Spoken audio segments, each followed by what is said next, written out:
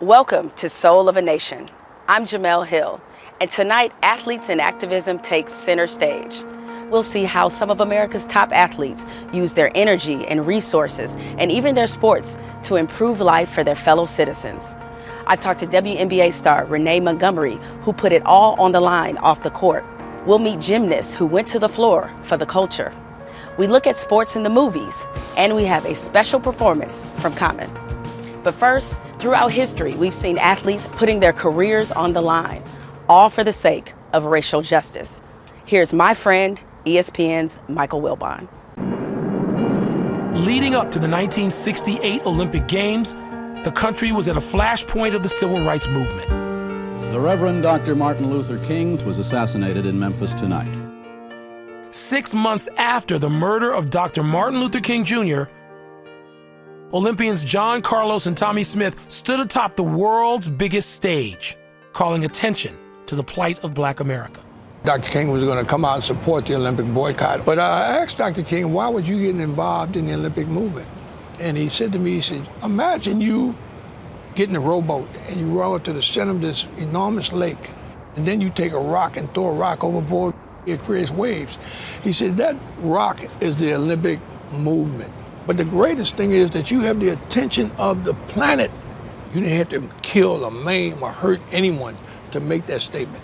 When you got back from Mexico City, what was it like? When we left Mexico City, it was like lightning and thunder, and chaos, mayhem, hatred. John Carlos was even more defiant after the American Olympic Committee ordered him off the team. I'm telling y'all for the last time, y'all better tip and leave me alone. Clearly you anticipated repercussion, but did you have any idea the intensity of the backlash, of the hatred? Well, you know, I thought about that. The repercussion would be death. But my thoughts were, when the demonstration is gone, you can kill me, but you can never kill what I stand for. You can never erase that demonstration. What are you trying to accomplish? I mean, ultimately, is to bring awareness. Cops are getting paid leave for killing people. After the shootings of Philando Castile and Alton Sterling, NFL quarterback Colin Kaepernick was vilified for taking a knee during the national anthem. Some called him a distraction to his team, even un-American. You got to respect the flag, and you got to stand up with your teammates. You have to show some respect. Have you talked to Colin Kaepernick? I talked to Colin and let him know that I thought that he was a hero of mine. When you jump out into the pool of humanitarianism, it's a lonely job. The times are different, but collectively, all the responses to each of those statements were the same in a negative sense. This is a backup quarterback whose job is to be quiet. With very little public support from fans and the league, that season went on to be Kaepernick's last. I never looked at myself as an activist, but regardless of the ramifications, I need to step up and do more.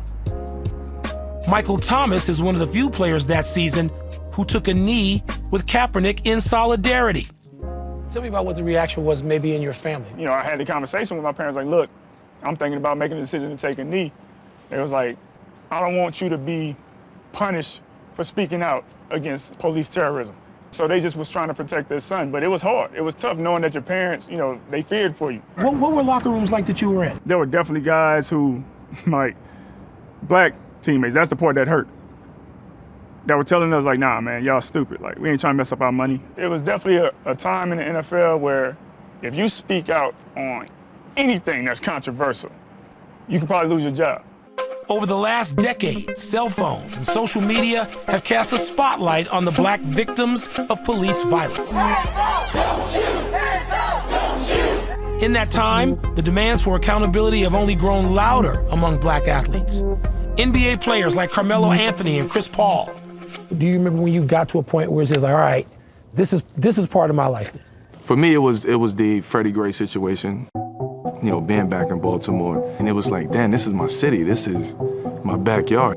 These are the people I know. I know that person. I know Freddie. What led to your ESPYs appearance? It's the 2016 ESPYs. Melo started in the group chat. I couldn't sleep one night. It was just all the senseless killings that was happening. And so you hear from him and you think what? We all talked about what was sort of specific to each one of us. What we was gonna say, how we was gonna say it. This is from you guys. This was your idea. This is from the heart. We didn't want it to happen towards the end. We wanted to kick it off, a call to action. The four of us talking to our fellow athletes with the country watching, because we cannot ignore the realities of the current state of America. You could hear the passion from all of us. Muhammad Ali, John Carlos, and countless others, they set a model for what athletes should stand for. Basketball has been a platform, but more than anything, we are humans and trying to figure this out just like everybody else. Which is why shut up and dribble must have more than annoyed you. Keep the political commentary to yourself, or as someone once said, shut up and dribble. When you really sit back and think about that phrase, it goes deep. I mean, we have family, we have friends who are still in those environments who are being affected. And that means you telling us to just be quiet and just let our family suffer. But Melo and Paul were not going to just shut up and dribble. Not after the ESPYs. And especially not last year, as a familiar trend came roaring back during the pandemic.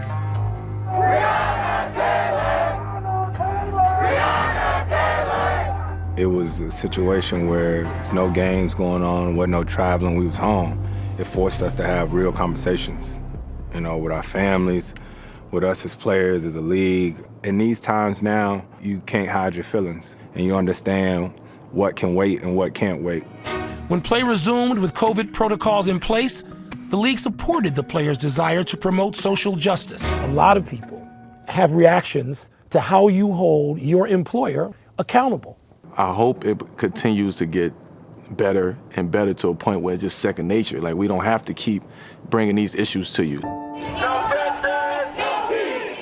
After Jacob Blake was shot in Kenosha, Wisconsin, hundreds of athletes and coaches followed the lead of their NBA and WNBA counterparts. It's amazing why we keep loving this country, and this country does not love us back.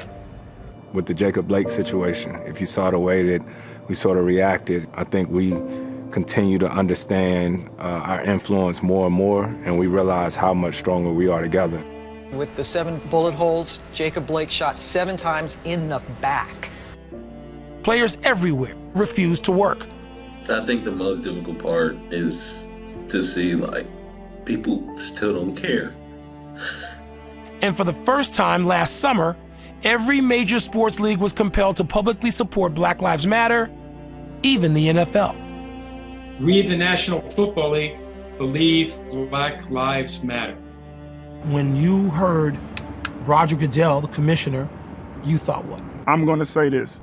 I love the fact that in 2020, 2021, we're at a place now where the leagues are willing to say Black Lives Matter, but use that to continue to hold them accountable and say, hey, let's go try to get some real laws changed. Let's go try to make real change in our communities. Thomas continues fighting, working with Congresswoman Sheila Jackson Lee to pass the George Floyd Act. Our responsibility is being the leaders in the locker rooms, being the leaders on the field, but also leaders in our community. Unlike the past, professional leagues feel the oncoming tide. I think we opened the doors for a lot of athletes to feel comfortable and confident in speaking on issues. More and more athletes are roiling the waters, like John Carlos some 50 years ago. You know, we all have to do what we can do to bring attention to the plight of people of color. But every time I see Mr. Kaepernick or any young individual that step up to the plate now, I feel that's a part of me. That's an extension of me. Coming up, one WNBA star fights to get the vote out in Georgia. I wanted to do more and more, so I made the decision to just be all in. And later, Common returns to Soul of a Nation with rhymes to reflect the movement. Hi everyone, George Stephanopoulos here. Thanks for checking out the ABC News YouTube channel. If you'd like to get more videos, show highlights, and watch live event coverage, click on the right over here to subscribe to our channel, and don't forget to download the ABC News app for breaking news alerts. Thanks for watching.